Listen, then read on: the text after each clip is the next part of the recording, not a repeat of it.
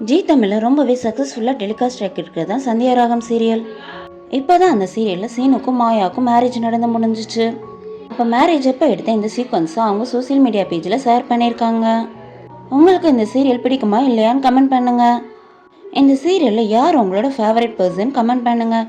இந்த மாதிரியான அப்டேட்ஸ்க்கு கலாட்டா பைட்ஸ் சேனலுக்கு சப்ஸ்கிரைப் பண்ணுங்கள். பக்கத்தில் இருக்க பெல் ஐக்கானை கிளிக் பண்ணுங்கள். தேங்க்யூ.